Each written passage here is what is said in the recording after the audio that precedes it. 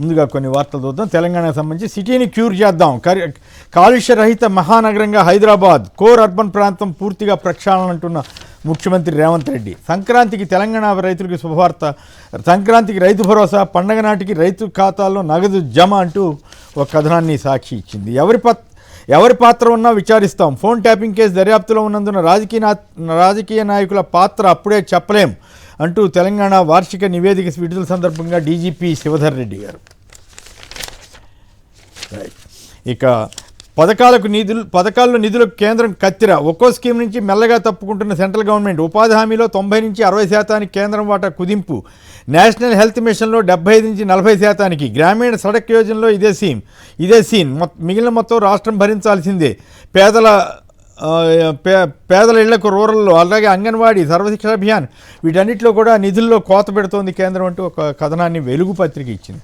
Polavaram హతవిధి, project నిధుల్లో భారీగా కోత, నిధుల వినియోగంలో చంద్రబాబు సర్కార్ ఘోర వైఫల్యం అంటూ కథనాన్ని ఇచ్చారు. ఇక ఐటీ కౌశలంతో ఉద్యోగమస్తు, డేటాబేస్లోని 24 లక్షల మంది వివరాలు, కంపెనీలు అగ్రిగేటర్లతో పోర్టల్ అనుసంధానం, 4 నెలల్లో ఐటీ ఉపాధి కల్పన లక్ష్యం.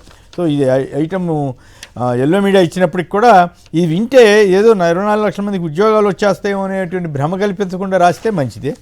జిల్లాల్లో పాలన, 5 రెవెన్యూ డివిజన్లు ప్రారంభం. కొత్త జిల్లాలు నేను ఇవాళ నుంచి రేపటి నుంచి స్టార్ట్ అవుతున్నాయి.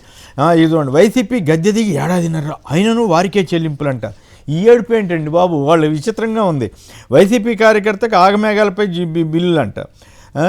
పులివెందుల కాంట్రాక్టర్కి 3.5 కోట్లు ఇచ్చారంట. గతంలో ఈయనవే 30 కోట్ల బకాయిలు క్లియర్ చేశారంట. మరో వైసీపీ కాంట్రాక్టర్కు 686 కోట్ల బిల్లు అంట. సో ఈ బిల్లన్నీ ఆపేస్తే ఆంధ్రజ్యోతి రాధాకృష్ణ గారికి ఏమన్నా ఉపయోగం ఉంటుందో ఏమో కానీ ఇట్లాంటి చెత్త వార్తలు రాసి జనాన్ని మోసం చేసి వైసీపీ కాంట్రాక్టరు, తెలుగుదేశం కాంట్రాక్టర్, మరి ఆయన షిరిడి ఎలక్ట్రికల్స్ ఆయన వైసీపీ అని ప్రచారం చేశారు. ఇప్పుడు ఆయనకి భారీ ఎత్తున రాయితీలు ఇవన్నీ ఇస్తున్నారు. ఎందుకు ఇస్తున్నారు రాయొచ్చుగా మరి అటువంటివన్నీ. ఇక తిరుమల సాక్షిగా బాబు ద్వంద్వ వైఖరి. శ్రీవాణి ట్రస్ట్ నాడు విమర్శలు. శ్రీవాణి ట్రస్ట్ అవినీతికి నిలయం. టికెట్ పేరుతో భక్తులను దోచుకుంటున్నారన్న చంద్రబాబు.